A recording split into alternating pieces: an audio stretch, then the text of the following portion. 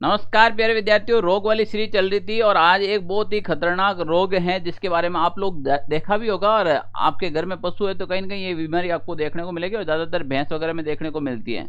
हम बात कर रहे हैं गलघोटू रोग की बात करते हैं, जिसमें मुंह सूज जाता है, मुंह से लार टपकना, इस प्रकार के लक्षण दिखे जाते हैं। तो हम बात करें गलघोटू रोग होता है, ये इसका अन्य नाम है गुरखा रोग कहते हैं, गोटवा रोग कहते हैं, नाविक ज्वर या फिर सीपिंग फीवर भी कहते हैं।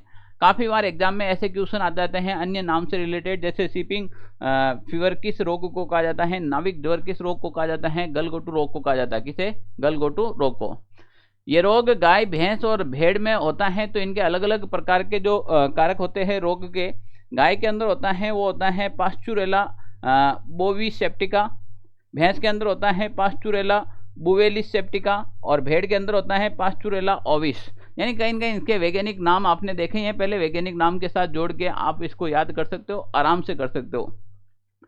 ये रोग होते हैं, इनके तीन टाइप होते हैं, तीन प्रकार के स्टेप होते हैं। कौन से स्टेप में क्या होता है तो देखिए, पहला होता है तीव्र रक्त पूतित अवस्था। तीव्र रक्त पूतित अवस्था में क्या होता है, बुखार बहुत तेज आता है। इसके अंदर इतना तापमान शरीर का हो जाता है 104 से 108 फ़ारेनहाइट पर तापमान हो जाता है। फिर ये इसके क्या होता है ना, गोबर के साथ रक्त के श्लेष्मा आना शुरू होते हैं और ऐसी अवस्था के अंदर मान के चलो आप पशु की जो मृत्यु है वो मात्र 6 से 8 घंटे के अंदर पशु की क्या हो जाती है, मृत्यु हो जाती है। शोथ अवस्था होती है, इसमें क्या होता है, गले में सूजन आ जाती है, पशु के गले से गुरगुर की आवाज़ आती है, गुरगुर की आवाज़ आती है, मुंह से लार आना शुरू हो जाता है। और अगर इस अवस्था में पशु हैं तो आप मान के चले 12 से 36 घंटे में पशु की मृत्यु तय है, अगर टाइम पे इलाज नहीं मिलता है तो। तीसरी अवस्था होती है अंश अवस्था, इसमें निमोनिया जैसे लक्षण प्रकट होते हैं और पशु की समय पर उपचार नहीं होने पर 1 से 7 दिन के अंदर पशु की क्या हो जाती है, मृत्यु हो जाती है। इस रोग का जो टीका है वो आपके मई और जून महीने में लगाया जाता है और इस रोग टीका लगने के बाद इसकी जो क्षमता होती है वो 1 वर्ष तक होती है।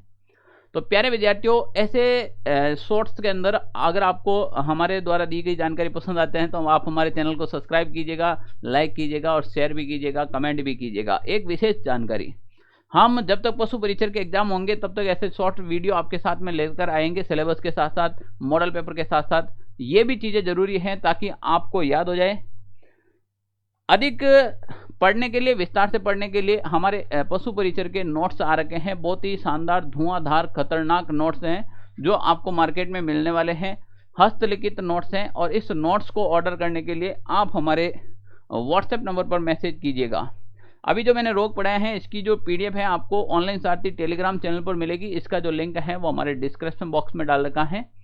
तो ऐसे कंटिन्यू वीडियो देखने के लिए आप हमारे चैनल को सब्सक्राइब कीजिएगा और कंटिन्यू जुड़े रहेगा। 15 अगस्त तक हम आपके साथ हैं, 15 दिसंबर तक, और आप हमारे साथ रहेगा। पशु परिचर में सिलेक्शन तय है। तो ऐसे वीडियोस देखने के लिए कंटिन्यू हमारे साथ जुड़े। जय हिंद साथियों, फिर मिलते हैं एक नए रोग के साथ।